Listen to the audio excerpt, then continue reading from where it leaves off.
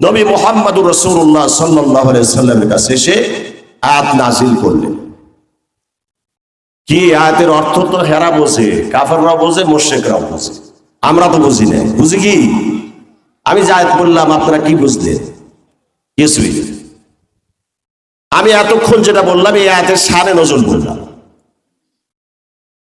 আল্লাহ রাব্বুল আলামিন বলছেন, যারা ভালো কাজের বাধা দেয়, কোন কাজে? ওয়াজ নসিহত ভালো কাজ না মন্দ কাজ? আলেমরা কোরআন হাদিসের কথা মানুষের কাছে শ্রবণ করায় হেদায়েতের উদ্দেশ্যে, শয়তানের মুখ থেকে ফিরে নিয়ে এসে আল্লাহ রাব্বুল আলামিনের জান্নাতের পথ দেখা। এই কাজটা মানুষে করে, কিন্তু তারপরেও তার মাইক কেড়ে নেওয়া হয়। হয়েছে কি হয় নাই? আরো জোরে বলা হয়েছে কি হয় নাই? বিভিন্ন পন্থায় উলামায়ে কেরামকে এই কোরআন থেকে ফিরাবার জন্য যথেষ্ট অত্যাচার নির্যাতন করা হয়েছে। হয়েছে কি হয় নাই? মান্নাইল খায়রি লিল মুতাদিন আফি, ভালো কাজে যারা বাধার সৃষ্টি করে তারা পাপাচার। শুধু তাই, একথা বলি আল্লাহ তাআলা ক্ষান্ত হন নাই। উপরলিং এরা ভকাটে, লম্পট, চরিত্রহীন, এ কথা বলে আল্লাহ তাআলা ক্ষান্ত হন নাই। বাদা যালিকা জানি, এদের বাবার পরিচয় নাই। কিসের পরিচয় নাই? বাবার পরিচয় নাই। জানি, জানুনি আমিন, পিতৃ পরিচয়হীন। এরাই একমাত্র কোরআনের বিরোধিতা করতে পারে, এরাই একমাত্র কোরআন সুন্নাহর রাজ প্রতিষ্ঠা করার আন্দোলনে বাধার সৃষ্টি করতে পারে। যাদের বাবার পরিচয় নাই। কার কথা? জোরে বলেন, কার কথা?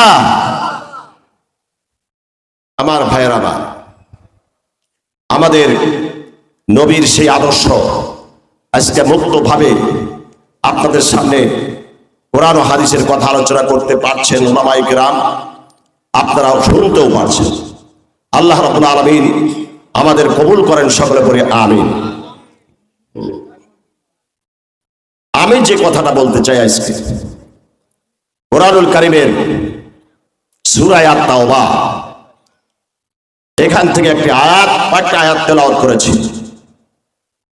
আবার কথা এখান থেকে শুরু হবে ইনশাআল্লাহ। আমাদেরকে কবুল করেন, সকলে পড়ে। মুমিনের এখানে কয়েকটি গুণের কথা বর্ণনা করা হয়েছে,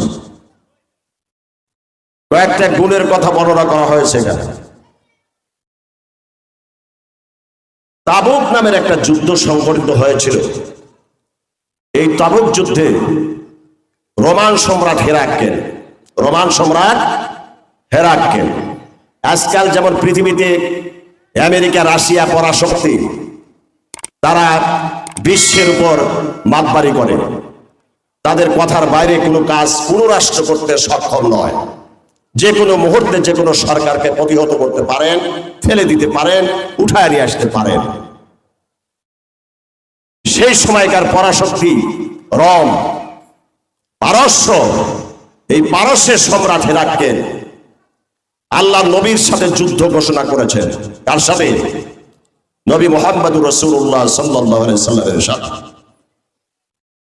রাসূলের সৈন্য সংখ্যা দুইটা মত রয়েছে। একটা হলো 3000, কেউ বলছেন 30,000, আমরা বেশিটা ধরলাম 30,000। রোমান সম্রাটের সৈন্য সংখ্যা 2 লক্ষ। কয় লক্ষ? 2 লক্ষ।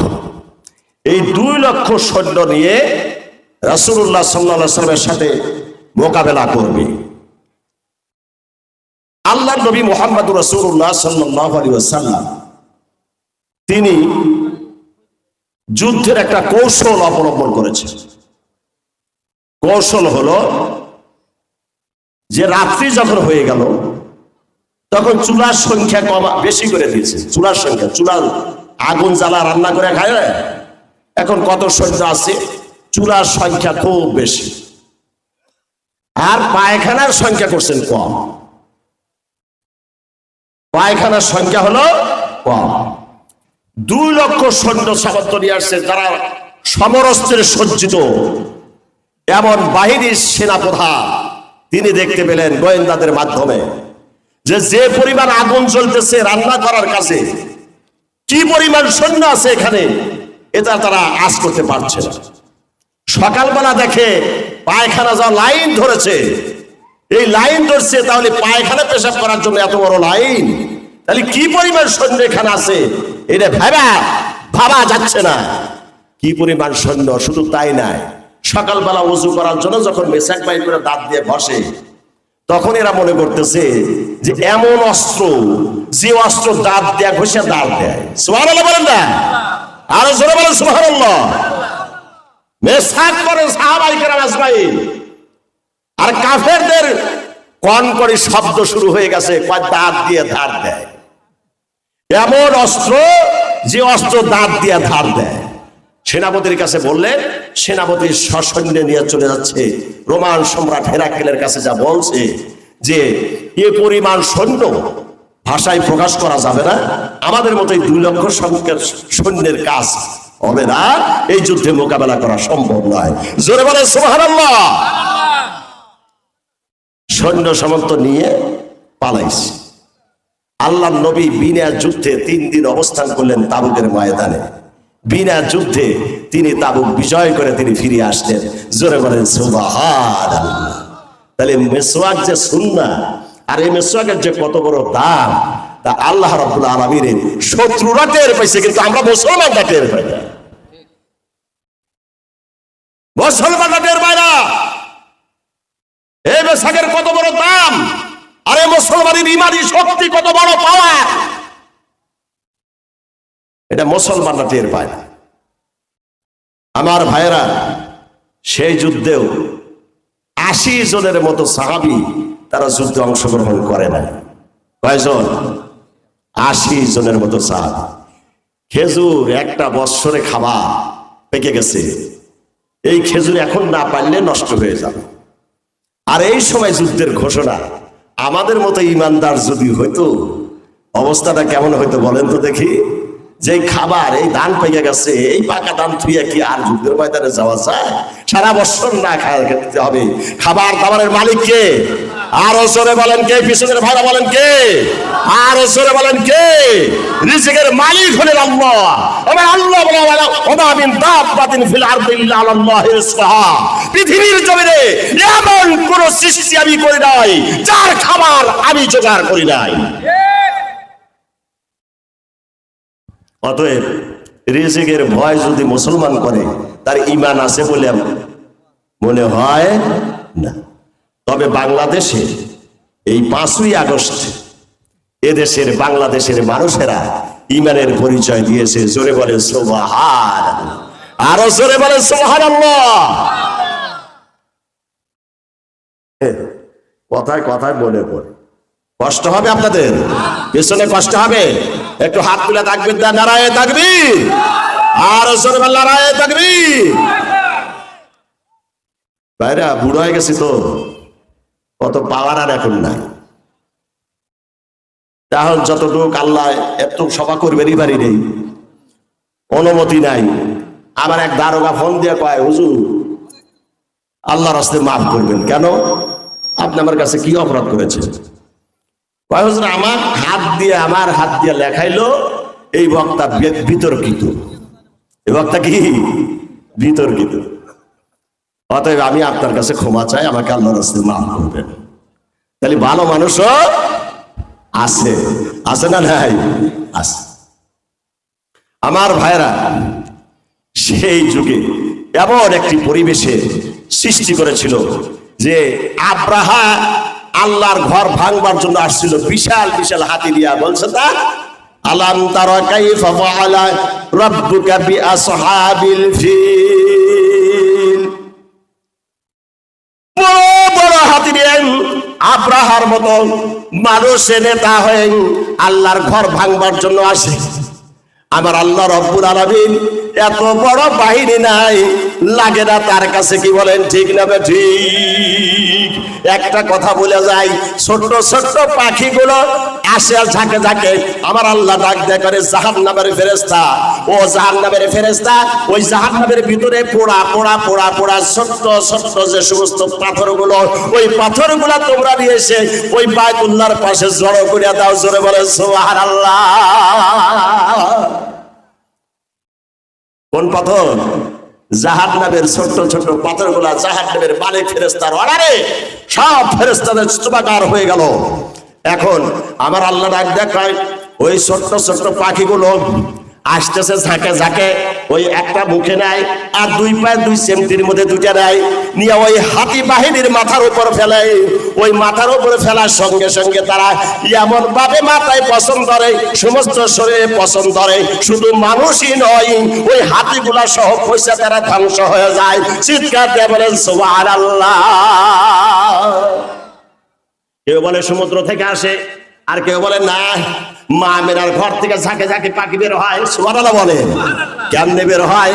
মুফাসসিরিনে কেরামরা তাফসীরের ভিতরে বয়ান করে, এই যে মা আমিনার, এই যে আপনার ফসলের গোড়া থেকে ঘামের মতো বের হয়, এই ঘাম থেকে এক একটা পাখির জন্ম হয়, আর এই ঘর থেকে সমানে পাখিগুলো ওই তিনটা করে পাখি দেয়।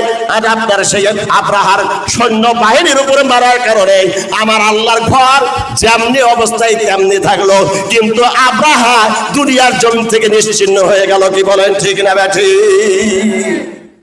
আমি বলি কি, 5ই আগস্টের ঘটনা এই আব্রাহার বাহিনীর মতোই হয়েছে। সুবহানাল্লাহ বলে।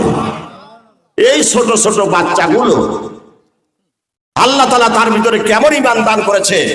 আবু সাইদের মতো একটা ছেলে এরকম করে পুলিশের সামনে দাঁড়িয়ে যায়, গুলি করে, আবার এদিকে হয়, এরাক গুলি মারে, এদিক হয়, এরাক গুলি মারে, এদিক হয়। কি বলেন ঠিক না বেঠি? আমার ভাইরা, আব্রাহার চাইতে এই সমস্ত ছোট্ট ছোট্ট বালকদের মাধ্যমে আমার আল্লাহ রাব্বুল আলামিন এই দেশ থেকে কোরআনের জালেমকে করেছে। আমার ভাইরা, বড় কিছু লাগে না, আল্লাহ যদি খেপে না বড় কিছু লাগে না। সুবহানাল্লাহ বলে। এই ছোট দিয়ে নমরুদের মতো মানুষকে ধ্বংস করে দিছে ন্যাংরা মশা দিয়ে। কি মশা দিয়ে? ন্যাংরা মশা। আব্রাহা পাইল ছোট ছোট পাখি। আমাদের দেশের জগদ্দর পাথরকে আল্লাহ সরালেন ছোট ছোট বালক দিয়ে। জোরে বলেন সুবহানাল্লাহ। আমার ভাই, আমি তাই আপনাদের কাছে আকুল আবেদন জানাবো, কোরআন শুনুন, পড়ুন, বুঝুন, ইমানকে মজবুত করার চেষ্টা করুন। কি বলেন ঠিক আছে তো? ইনশাআল্লাহ ইমান মজবুত করে নিয়ে কবরে যাই। আল্লাহ আমাদের কবুল করেন, সকলে করি আমিন। এই 80 জনের মতো সাহাবী তাবুকের যুদ্ধে অংশগ্রহণ করে নাই। তার মধ্যে বদর যুদ্ধের 2 জন সাহাবী আছে। কয়জন? বদর যুদ্ধের 2 জন। তো বদর যুদ্ধের সাহাবীরা তো মাফ করে দেওয়া হয়েছে, কিন্তু 3 মধ্যে 3 জন সাহাবী সেই যুদ্ধে অংশগ্রহণ করেন না। আল্লাহ নবী যখন ফিরে আসেন, আমাদের দেশের মানুষের দেখেন যারা সংগঠন করে তারা বুঝবে, আজকে তুমি এই মিটিংয়ে গেলা না কেন? বলে আমার এই সমস্যা হওয়ার কারণে আমি যাই না। এমনি একটা মিথ্যা অজুহাত দেবে। কি বলেন ঠিক না? দিয়ে বলবে না যাই। এরকম সাহাবীরা বিভিন্ন ভাবে রাসূলুল্লাহ সাল্লাল্লাহু আলাইহি ওয়াসাল্লামের কাছে এসে বললেন, কারণ স্ত্রী অসুস্থ, কারো পেটের ব্যথা, কারো মাথার ব্যথা, কারো অমুক সমস্যা, এই বলে বলে নবীর কাছ থেকে মাপ নিয়ে গেলেন।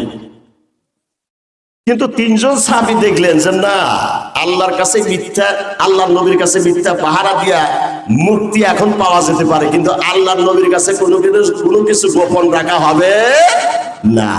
অতএব যাই নাই এক কথা, আবার মিথ্যা বলে আর একটা পাপ করবো তা করতে চাই না।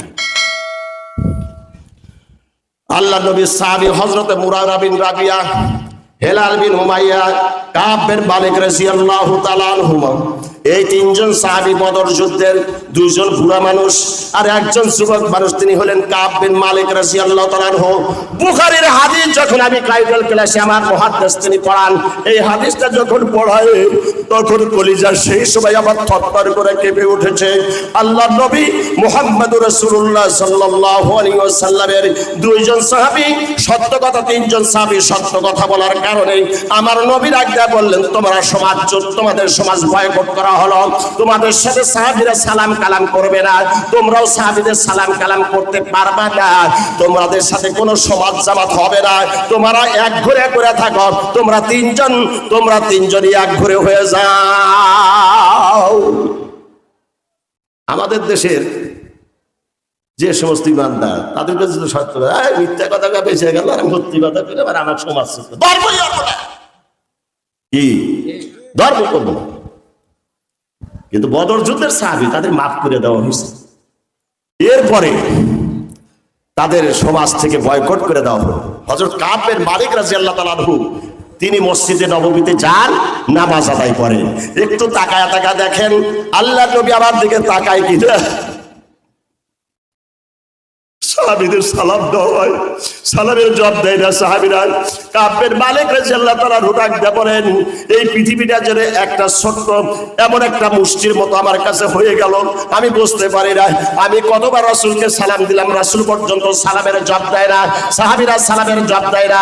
ও দুজন সাহাবী বড় মানুষ, তারা তো মসজিদে আসেই না, ঘরেই নামাজ পড়ে, সবকিছু করে। এখন এই এক এক করে 3 দিন নয় 40 দিন চলে গেল, 30 দিন অতিবাহিত হলো। কয়দিন? 30 দিন হয়ে গেল। এইবার আল্লাহ নবী ডাকতে বলছেন, এই তিনজন সাহাবী তোমরা স্বামী স্ত্রী এক বিছানায় থাকতে পারবে না।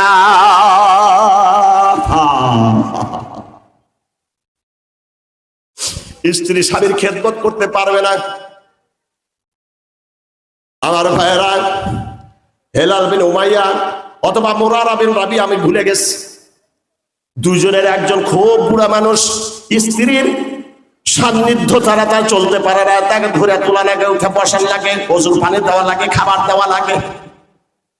তিনি এসে আল্লাহর নবীকে বললেন, ইয়া রাসূলুল্লাহ, ইয়া হাবিবাল্লাহ, আমার স্বামী অত্যন্ত বয়োবৃদ্ধ, তাকে ধরা লাগে, ওজুর পানি দেওয়া লাগে, নামাজের সাহায্য সহানুভূতি করা লাগে, অতএব আমাকে যদি আপনি মুক্তি দিতেন আমার স্বামীর খেদমত করার জন্য, তাহলে আমি আমার স্বামী একটু কষ্ট থেকে লাঘব পেত। জোরে বলেন সুবহানাল্লাহ।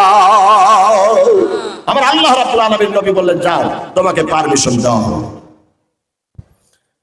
হযরত কাব বিন মালিক রাদিয়াল্লাহু তাআলা আনহুকে বলা হলো, যাও, তুমিও যাও। না, আমি যুবক মানুষ, উনি বৃদ্ধ মানুষ, যার জন্য পারমিশন পেয়েছেন, কিন্তু আমি যুবক মানুষ, যে কারণে আল্লাহর নবী ওইখানে যাইতে নিষেধ করেছেন, আমি তার সহজে মেনে নিতে পারবো না। বিদায় আমি আল্লাহর নবীর কাছে গিয়ে আমার এই অপরাধের কথা আমি বর্ণনা করতে পারবো না। ইয়া রাসূলুল্লাহ, ইয়া হাবিবাল্লাহ, যখন যেভাবে আমাকে যেভাবে রাখতে চাই আমি তাই থাকবো। চিৎকার দিয়ে বলেন সুবহানাল্লাহ। আমার বন্ধুরা, 1 নয় 2 নয়, আরো 10 দিন চলে গেল। 10 দিন চলে যাওয়ার পর আল্লাহর পক্ষ থেকে আয়াত নাযিল হলো। এই সূরা তাওবার ভিতরে আল্লাযীনা খুল্লিফু আলা সালাসা, এই 3 জন সাহাবীকে আমার আল্লাহর পক্ষ থেকে ক্ষমা করে দেওয়া হলো। চিৎকার দিয়ে বলেন সুবহানাল্লাহ। আল্লাহ বললেন, ও নবী, তুমি যাকে বয়কট করেছো, সমাজচ্যুত করেছো, আমি তাদের মাফ করে দিলাম, কিন্তু যাদের তুমি মাফ করে দিয়েছো আমি আল্লাহ তাদের মাফ করলাম না। জোরে বলেন সুবহানাল্লাহ। আফাল্লাহু আনকা লিমা সিনতা লাহা, কেন তুমি তাদেরকে ক্ষমা করেছো, কেন তুমি তাদেরকে ক্ষমা করেছো? এই সমস্ত ব্যক্তিরা যারা মিথ্যা অপবাদ দিয়ে তারা ক্ষমা পেয়ে গেল, আর তারা সত্য কথা বলা, তারা যখন কঠিন শাস্তির ভাবে পড়ে গেছে, আমি 40 দিন পরে আমার ওই 3 জন বান্দা আমি আল্লাহ মাফ করে দিলাম। চিৎকার দিয়ে বলেন সুবহানাল্লাহ। লা ইলাহা ইল্লাল্লাহ। জোরে পড়ুন।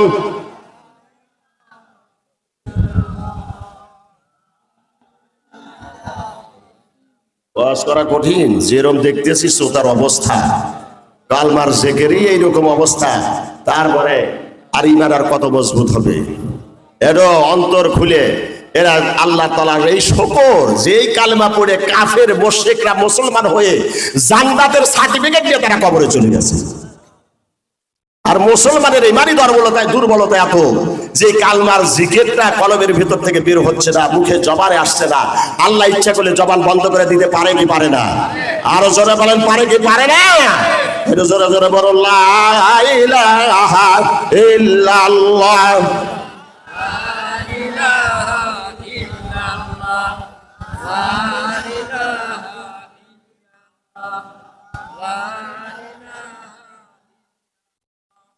লা ইলাহা ইল্লাল্লাহ, লা ইলাহা ইল্লাল্লাহ, লা ইলাহা ইল্লাল্লাহ মুহাম্মাদুর রাসূলুল্লাহ সাল্লাল্লাহু আলাইহি ওয়াসাল্লাম।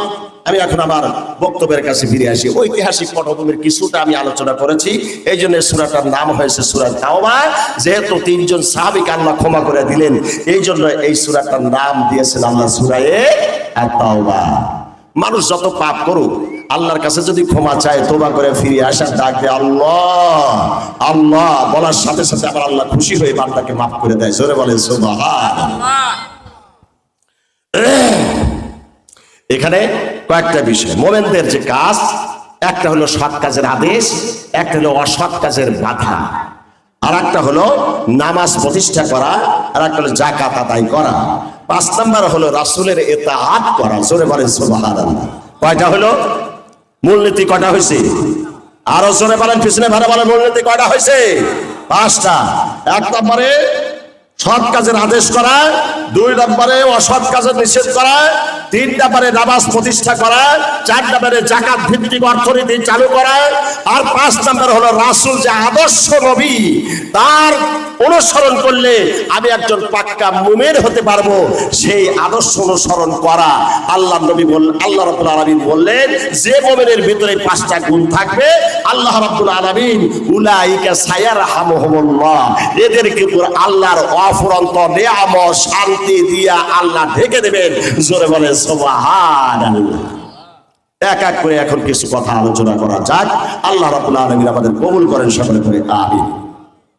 তাহলে মুমিন, এক মুমিন আর এক মুমিনের বন্ধু, এক মুমিন আর এক মুমিনের কি বন্ধু, বা মেয়েদেরও তাই। মুমিনা একজন মহিলা আর একজন মহিলার তারা বান্ধবী, পরস্পর বান্ধবী। তাদের কাজ কি হবে? ইয়ামুরুনা বিল মারুফ, মহিলা এবং পুরুষ সকলের জন্য। 1 নাম্বার দায়িত্ব কি মুমিনের?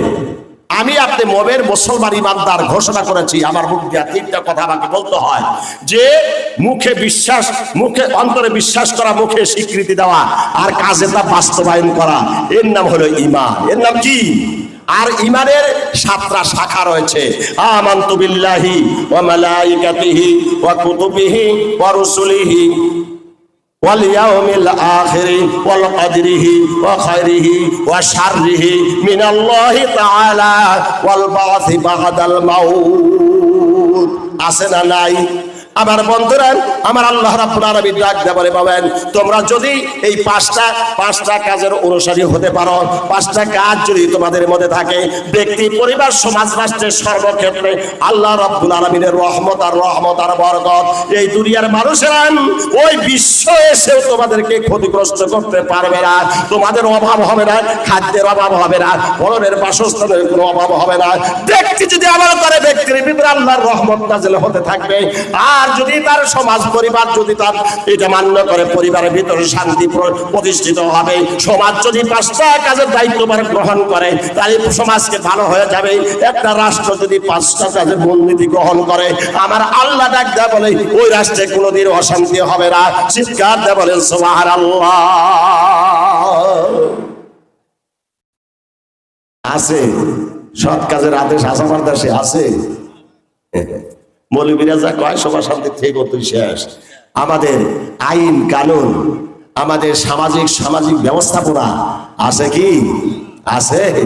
আমরা কোনোদিন বলিও না। এই যে দেখেন, এই যে আমাদের এই জামাটা আমি গায়ে দিয়ে আসছি, টুপিটা মাথায় দিয়ে আসছি, রুমালটা মাথায় দিয়ে, এর মধ্যে সুদের ব্যবস্থা আছে না নাই? আরো জোরে বলেন, আছে না নাই? এই সুদের ব্যবস্থা আছে। পরোক্ষভাবে আমি সুদ দিতেছি, কারণ দেশটা ইসলামী শাসন ব্যবস্থা না থাকার কারণে সুদ ভিত্তিক অর্থনীতি যে দেশে চালু থাকে, সেই দেশে সব মানুষই আল্লাহর ওলি হলেও সুদ থেকে আমরা মুক্ত হইতে পারি না। সুদ থেকে মুক্ত হতে পারি না। কিয়ামতের ময়দানে আমার আল্লাহ জিজ্ঞাসা করবেন, যখন আল্লাহ রাব্বুল আলামিন নবী ডাক দিয়ে বলেছেন 70টা গুনাহ সুদের, কয়টা গুনাহ? আরো জোরে বলেন কয়টা গুনাহ? 70টা গুনাহ। 70 নম্বরের গুনাহটা হলো আপন মায়ের সাথে জিনা করা। আমার মতন একজন বক্তা যদি জীবনে কোনোদিন চোখ দিয়া তাকায়া দেখি নাই, কোন পর্দা মহিলার দিকে তাকাই নাই, কোনোদিন রাস্তা দিয়ে হাঁটছে ডাইনে দেখি নাই, বামে দেখি নাই, সামনে দেখি নাই, পিছনে দেখি নাই, এত পর্দা নিয়ে আমি চলেছি। এরপরেও আমার আমল নামায় এমন ভাবে গুনাহ লিপিবদ্ধ হয়ে আছে, আমি তার কল্পনা কোনোদিন করি নাই।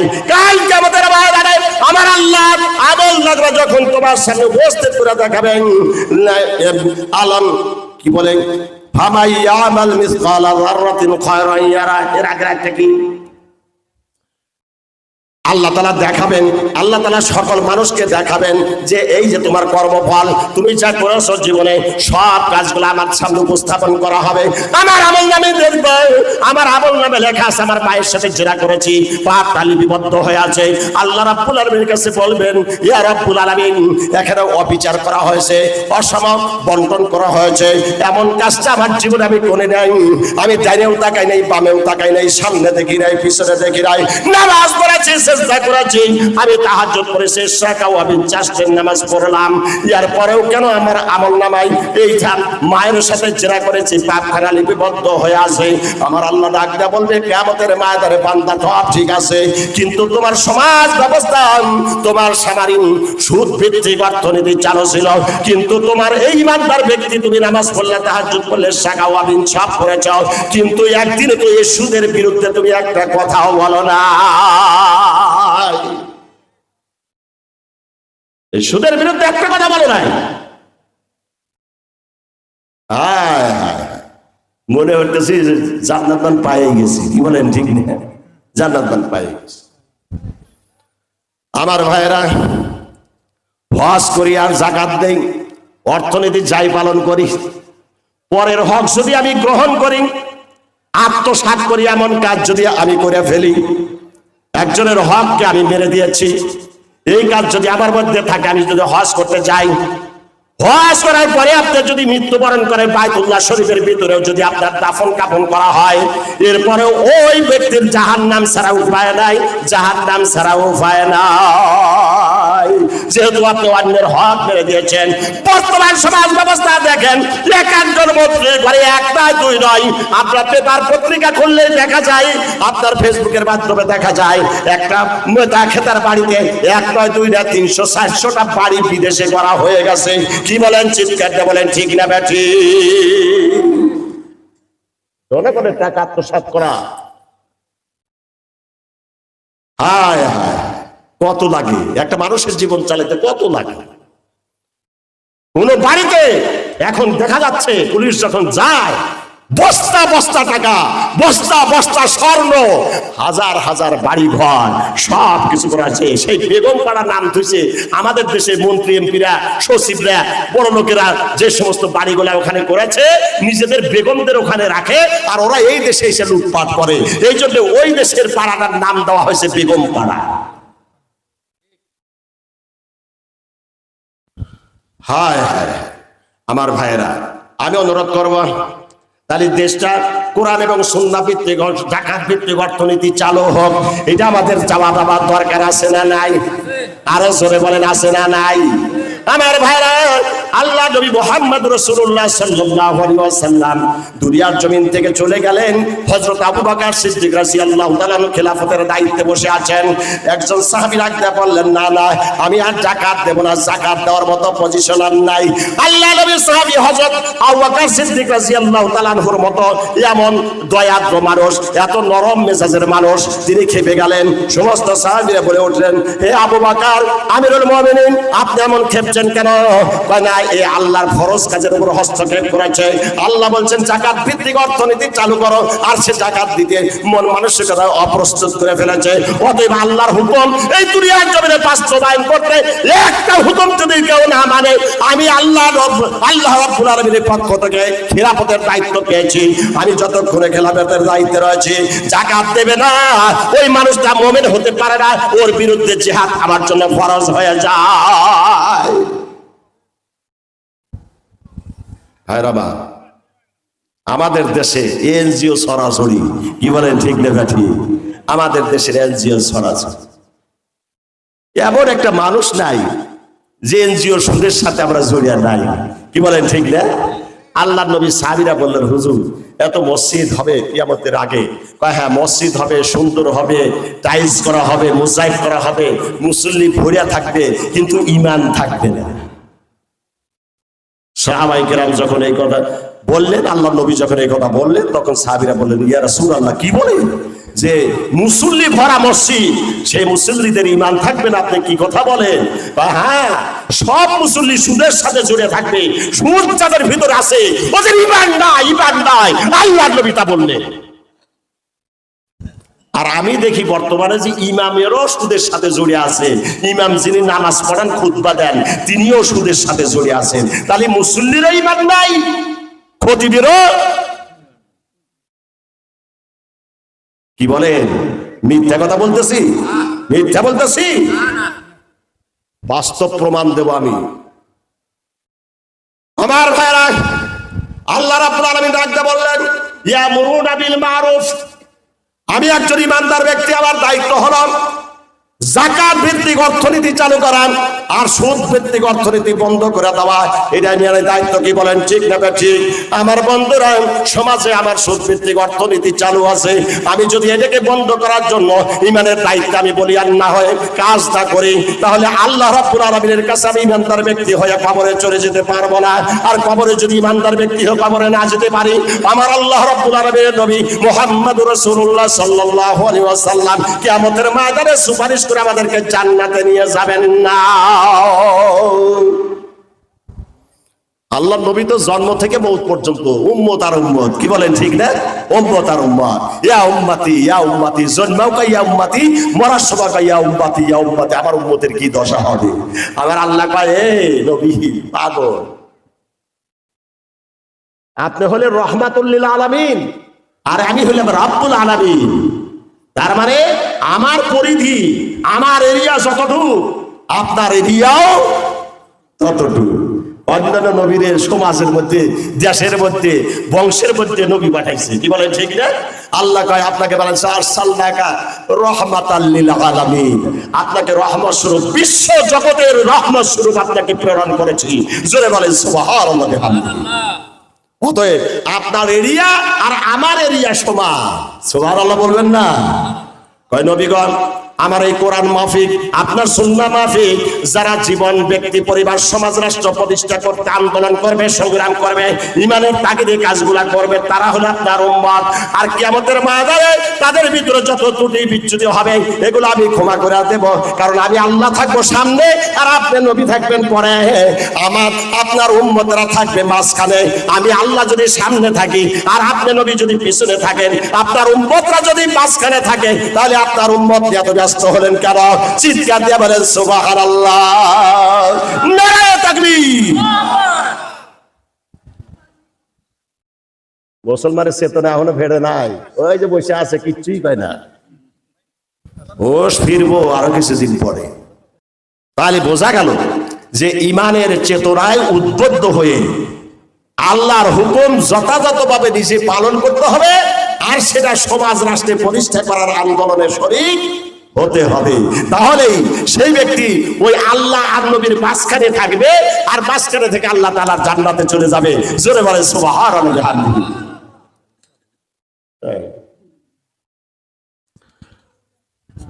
আমার কথা